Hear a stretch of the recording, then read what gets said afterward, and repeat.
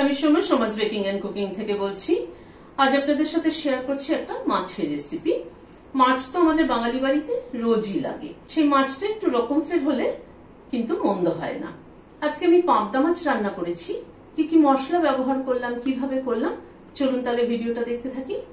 4 piece পাবদা মাছ নিয়েছি, নুন ছড়িয়ে দিচ্ছি, হলুদ দিলাম, একটু কাঁচা সরষের তেল দিয়ে দিচ্ছি, মাছটার গায়ে ভালো মতো মাখিয়ে নিচ্ছি। মাছটার মধ্যে মাখিয়ে নিলাম। আমি আজকে শিলনোড়ায় বেটে নিচ্ছি মশলা, বাট আপনারা চাইলে মিক্সিতেও করে নিতে পারেন। 1 চামচ উঁচু 1 টেবিল চামচ পোস্ত দিলাম, 3 কোয়া রসুন দিলাম। রসুনের পরিমাণটা কিন্তু ভীষণ বুঝে দিতে হবে, রসুন বেশি হয়ে গেলে কিন্তু ভালো লাগবে না। হালকা রসুনের ফ্লেভারটা এটা ভীষণ ভালো লাগে এই মাছের রেসিপিতে।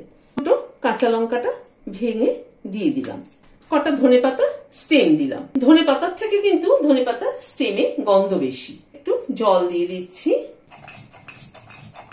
মশলাটা বাটা হয়ে গেল, তেলটা গরম হয়ে এসছে, মাছগুলো ছেড়ে দিচ্ছি। পাবদা মাছ কিন্তু ভীষণ ছোট, সেই জন্য আগে থেকে ঢাকনাটা রেডি করেছি।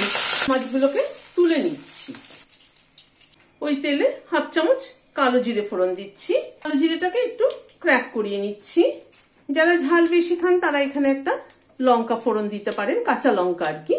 ফোড়নটাকে ক্র্যাক করিয়ে নেওয়ার পরে এই পোস্ত রসুন যে বাটাটা নিয়েছিলাম সেটা দিয়ে দিলাম। তো বাটিটা ধুয়ে জল দিয়ে দিচ্ছি। পোস্ত আর রসুন বাটাটাকে একটুখানি কষিয়ে নেব। হলুদ দিলাম পরিমাণ মতো, নুন দিলাম 1/2 চামচ।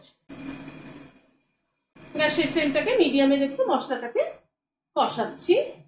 মশলাটাকে মিনিট খানেক একটুখানি নাড়াচাড়া করে নিলাম। এখানে 4 চামচের 2 চামচ টক দই নিয়েছি, দইটাকে ফেটিয়ে নিয়েছি, দইটা দিয়ে দিচ্ছি। গ্যাসের ফ্লেমটাকে একদম লো করে রেখেছি। দইটাকে দিয়ে সমানে নাড়তে হবে।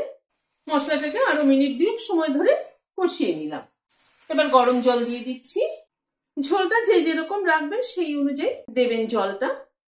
এবার ঝোলটা একটু ফুটে উঠুক, তারপরে মাছগুলো অ্যাড করছি।